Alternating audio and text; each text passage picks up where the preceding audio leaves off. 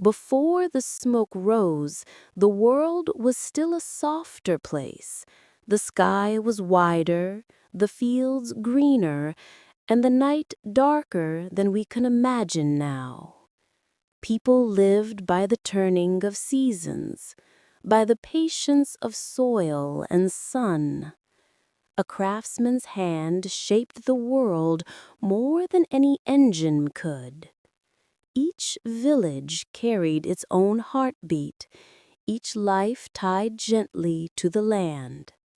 But curiosity has always been our most restless companion.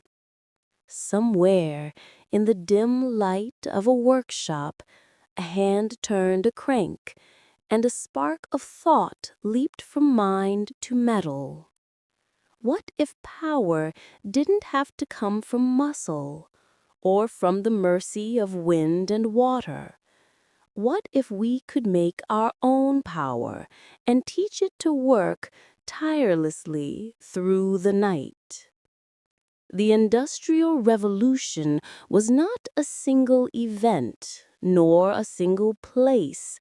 It was 1,000 small awakenings scattered across the old world, each one lighting the next like a candle passed from hand to hand. A coal mine here, a steam engine there, a weaver's loom learning a new rhythm. And as the years unfolded, the air began to hum with energy, with a promise both beautiful and heavy.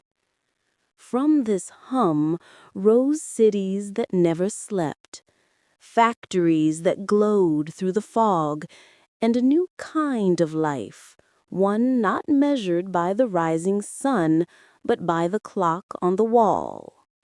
The world became faster, louder, brighter, and in the same breath it became lonelier too. Yet beneath the smoke and iron, beneath the echo of hammers and the whistle of trains, there was something deeply human, a longing to create, to connect, to change the shape of the possible. The Industrial Revolution did not only give us machines, it gave us mirrors showing what we could become and what we might lose along the way. Tonight, as you drift into the story, we will walk together through that age of awakening, through its hopes, its shadows, its quiet triumphs. Let the rhythm of invention carry you softly, and if these words bring you closer to rest, let this channel stay by your side too. And so, as the night deepens, our story begins with the world before the smoke. Chapter 1: The Quiet Before the Smoke. Before the cities, before the engines, the world was slow in a way that now feels like a dream. Imagine standing on a hill somewhere in England in the year 1700. The air is cool, and the scent of damp earth and wood smoke drifts gently on the breeze. Below you lies a village, small and self-contained, its cottages scattered around a church steeple that marks the heart of its days. The sound of life is simple, a blacksmith's hammer striking the anvil, a shepherd calling to his flock, a child laughing as they chase the fading light. Everything that mattered came from the land: wool from the sheep, bread from the soil, light from the fire that burned low through the long evenings. There was no rush because time itself seemed endless.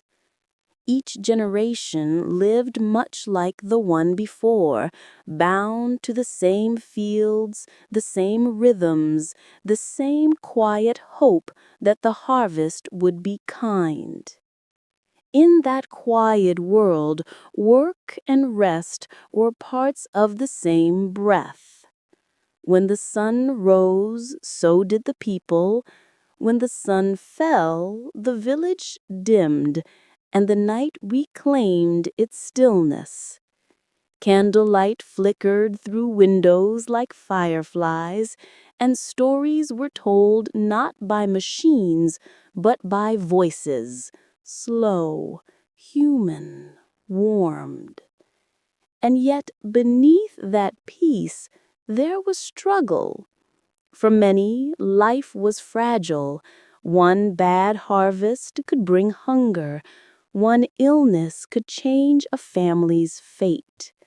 The beauty of simplicity carried a price, uncertainty. And somewhere in that quiet struggle, a restlessness began to stir. The first signs of change came quietly, almost invisibly. A new kind of loom in the small workshop, a water wheel turning with a sharper rhythm, a man named Newcomen watching steam lift the weight of a piston for the very first time. Small things, moments that would ripple through time. The world was still unaware of what was coming. Farmers continued to walk the furrows of their ancestors. Mothers still spun thread by the fire. Children still looked at the stars, not yet dimmed by the haze of cities that would soon rise to meet them. But somewhere coal was being pulled from the ground, black, dense, ancient, silent. And with every cartload, the future drew closer. It would not be long before that coal became the heartbeat of nations, the fire that forged empires, the light that would push back the night, and the smoke that would never quite clear. For now, though, the world sleeps in its last great silence. It breathes in the calm before the storm of progress, and if you listen closely, you can almost hear the first whisper of steam, the first pulse of iron beneath the earth. And so, as the candle burns lower, the night drifts onward, and our story moves quietly to its next chapter, toward the spark that would change everything. Chapter 2. The Spark in the Coal. The world's great changes rarely begin with thunder. They begin in corners, dim workshops, small thoughts, quiet dreams. And the spark that would one day light the engines of the world was not born in palaces or courts, but in the hands of ordinary men, bending over the stubborn weight of metal and fire. Coal had always been there, waiting in the dark. For centuries, people had burned wood, its smoke curling gently into the sky, its warmth familiar and forgiving. But wood was patient, and forests grew slowly. The hunger of towns and ships, of forges and furnaces, soon outpaced the trees. And beneath the earth another fire waited, dense, black, ancient, silent. It was coal that whispered to the early dreamers of power. When struck, it shimmered like stone, but burned with a deeper flame, hotter, longer, unyielding. It was the breath of old worlds, forests that had fallen long before man had walked, compressed into something fierce and full of promise. And as men dug deeper to feed the growing towns, they found not just fuel, but a question that glowed brighter than any flame. What if the world itself could work for us? In England, the mind stretched downward like roots into shadow. Miners worked by candlelight, faces streaked with dust and sweat, each breath heavy with the earth's breath. Water was their enemy, flooding the tunnels, drowning the veins of coal before they could be reached. For centuries, pumps were powered by horses or by men themselves, a ceaseless, aching struggle against the underground flood. Until, one evening, a man named Thomas Newcomen watched the steam rise from a kettle and wondered, what if that invisible force could do the lifting instead? His engine was crude, clumsy and enormous. It hissed and groaned like a living thing. A beam rose and fell, pistons sighed, and for the first time, steam, that invisible ghost of water, moved iron. The miners watched in awe as the pump worked without rest, drawing water from the earth with tireless strength. It was not beautiful, but it was alive, and in that hiss of pressure, the world took its first mechanical breath. The news spread slowly, like dawn touching the edges of the map. Inventors, tinkerers, and dreamers came to see it, some with wonder, others with envy. Among them was a man whose name would echo through centuries, James Watt. He saw in Newcomen's machine both brilliance and imperfection, a heart that could beat faster, stronger, with just a gentler touch. He reimagined the engine, refined its breath, taught it to work not only for the mines, but for the world above. Steam was no longer a curiosity. It was power, invisible, obedient and alive. It could drive wheels, pull looms, lift hammers. It could move ships against the tide and carry dreams across nations. And with that realization, humanity crossed a threshold it would never return from. Still, the world did not change all at once. In quiet towns, in rural fields, life carried on much as it always had. But far away, in the pulse of cities, the rhythm of work began to quicken. The first factories appeared, low brick buildings with tall chimneys that breathed gray clouds into the sky. Inside, the air was thick and warm, filled with the steady hum of gears and belts, a strange new heartbeat of human ambition. People came from miles away, farmers, craftsmen, widows, children, drawn to the promise of wages, of food, of change. They traded open skies for smoke, fields for floors of wood and oil. The machines did not tire, and neither could those who served them. Each hour ticked away beneath the watchful face of a clock, the new sun of the mechanical world. And yet, beneath the noise, there was wonder. For the first time, humanity had created something that worked without wind or muscle, something that made its own strength, a forge that never cooled, a wheel that never stopped turning. It was as if Prometheus himself had returned, not with fire this time, but with steam. The age of invention had begun. Coal fueled the engines, steam gave them voice, and curiosity, that ancient, untamable flame, gave them purpose. From this spark, the world would burn brighter and darker than it had ever had before. And so, as the night deepens, the sound of the old world fades a little more.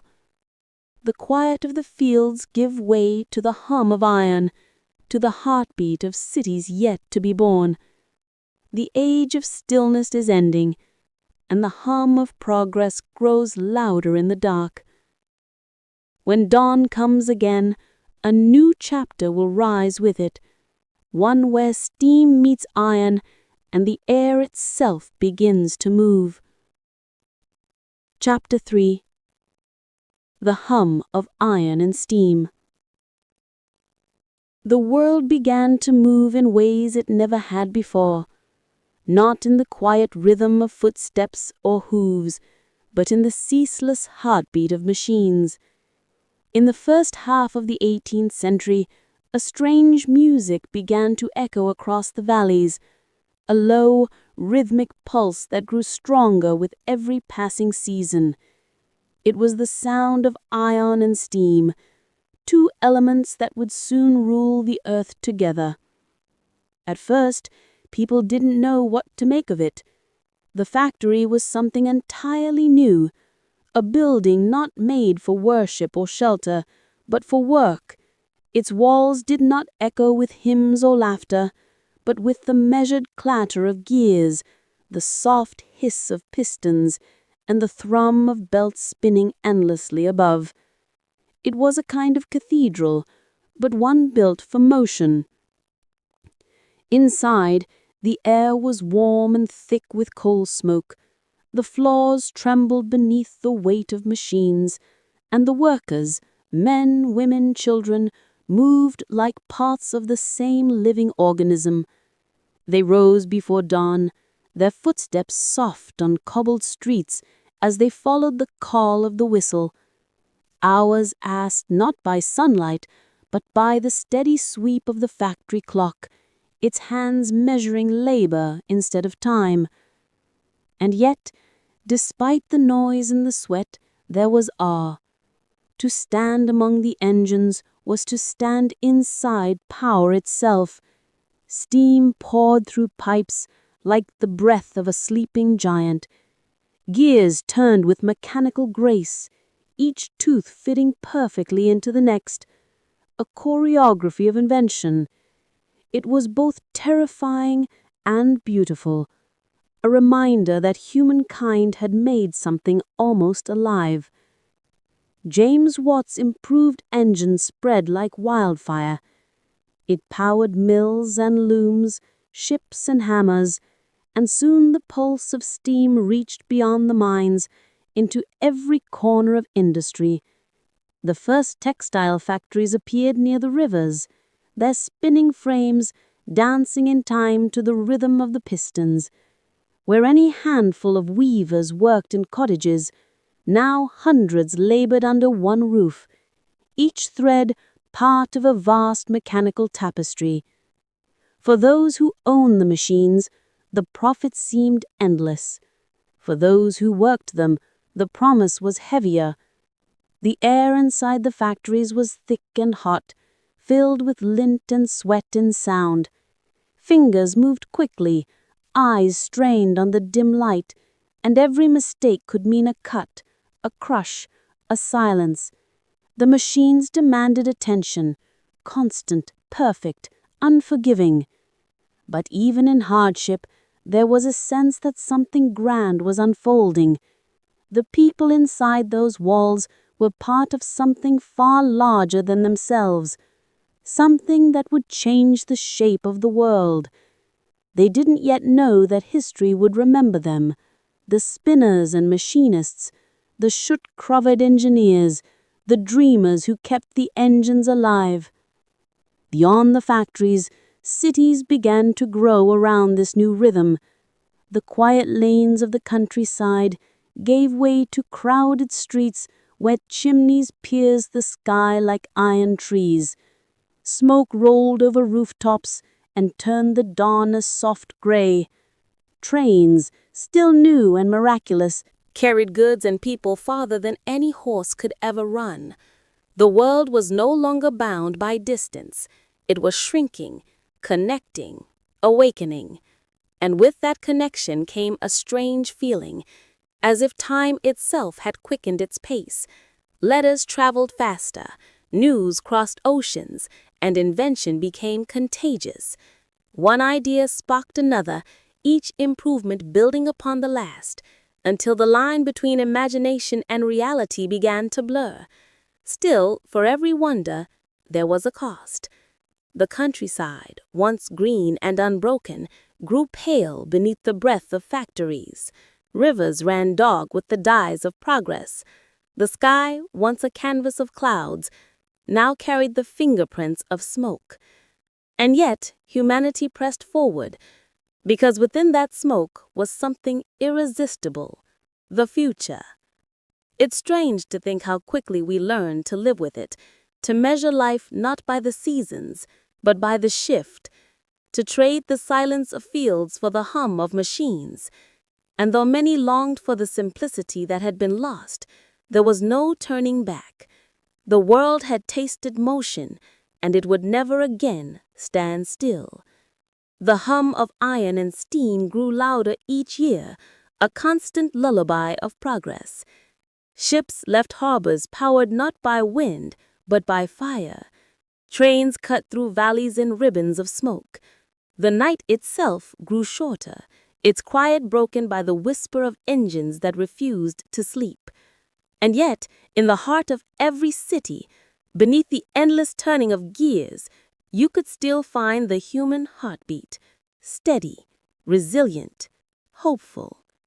Mothers still sang to their children, workers still dreamed of better days, and inventors still stayed awake by candlelight, chasing ideas they could barely name. The Industrial Revolution was not just a story of machines. It was a story of people, their endurance, their mistakes, their endless desire to make the world move forward. And so, as steam filled the air and iron found its song, the old world faded further into memory. But in the glow of those furnaces, beneath the restless sky, a new kind of city was taking shape, a place that never truly slept. And that, perhaps, was the next step in the story of progress. And so, as the night drifts deeper, we follow the hum through the smoke into the growing labyrinth of light and shadow, where dreams and labor meet, and the city begins to breathe. Chapter 4: The City That Never Slept. By the middle of the 19th century, the world no longer fell fully quiet. In the distance, even at midnight, you could hear the low throb of machines breathing in unison.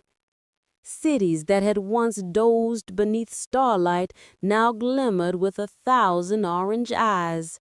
Furnaces, gas lamps, restless fire that refused to dim. The Industrial Revolution had given birth to the first places that did not know true darkness or silence.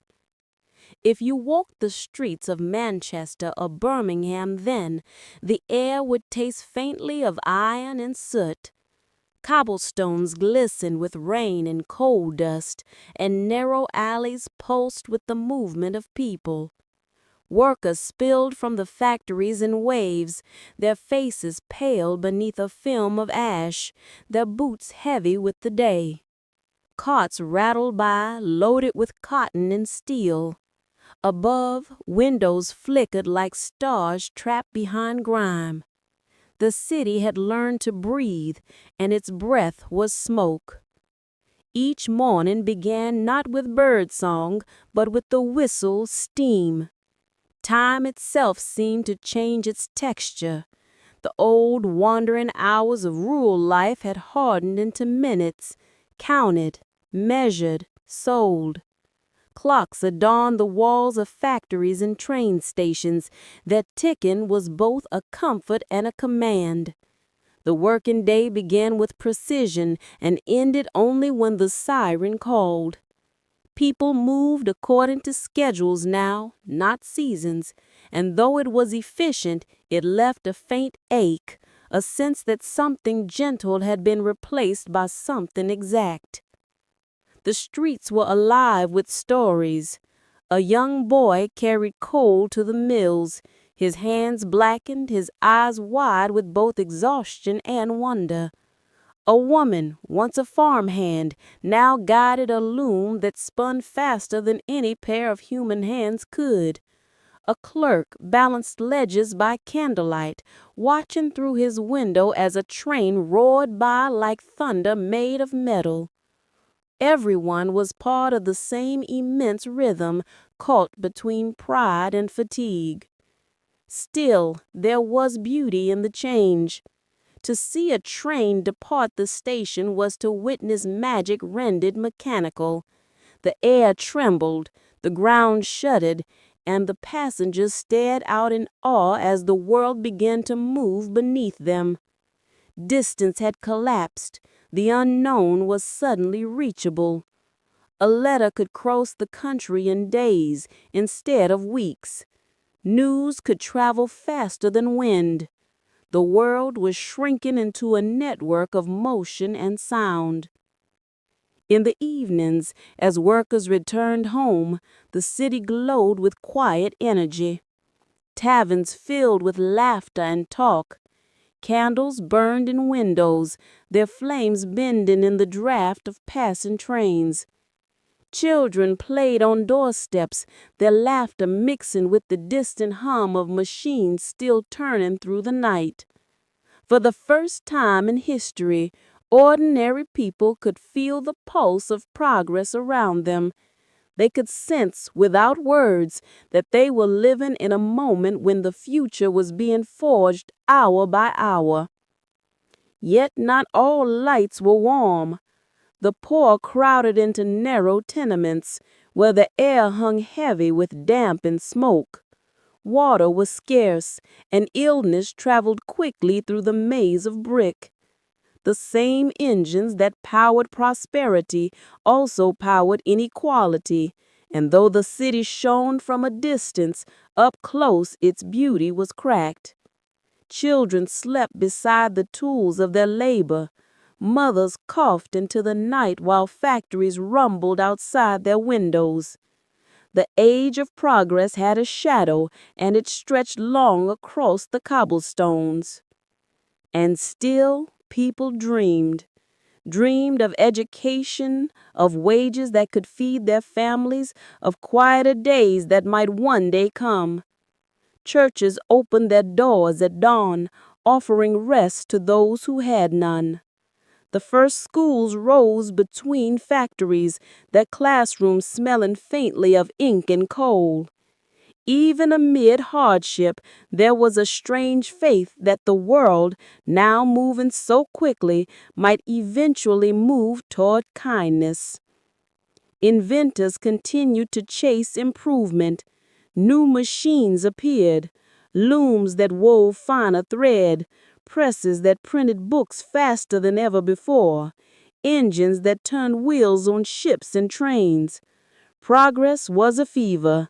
No one could quite stop it, and few wanted to. In every puff of smoke, people saw the shimmer of possibility. In every roar of steam, they heard the voice of the century to come. But with every invention, the pace quickened further. The city that never slept began to forget what stillness felt like. Nights grew shorter, days blurred together. The sound of hammers became the new heartbeat of civilization. Even dreams, it seemed, carried the echo of industry. And yet, there was something mesmerizing about it all. Standing on a bridge at twilight, one could watch the glow of furnaces reflected in the river, ripples of orange light that looked almost alive. The air vibrated faintly with the promise of tomorrow. Somewhere a whistle blew. Somewhere else a wheel began to turn. The city breathed again, endless and unstoppable. For all its chaos, the Industrial Revolution gave the world a kind of strange unity. From Manchester to Glasgow, from London to the coasts, people share the same hum, the same rhythm, the same hunger for what came next. It was as if humanity had joined hands unknowingly across miles of iron track. And so the night continued, restless but full of light. The stars, once mirrored in still ponds and quiet fields, now competed with the lamps below. The old silence of the world had been replaced by a softer, more human kind of music, one made of effort and endurance, of dreams and smoke and steel. As the century turned, this music grew louder. The city became not just a place, but a symbol, a promise of what humans could build and a warning of what they might forget. For in all the clamor and invention, the hum carried an undertone, a question of how far progress could go before it began to change the very soul that created it. And so, as the lights of the sleepless city flicker in the fog, the next chapter of this story begins quietly, deep within those same walls of brick and steam, where the smallest, most fragile hearts of the revolution lived and labored. And it is there, in the factory's dim light, that we find the children of industry. Chapter 5. The Children of Industry.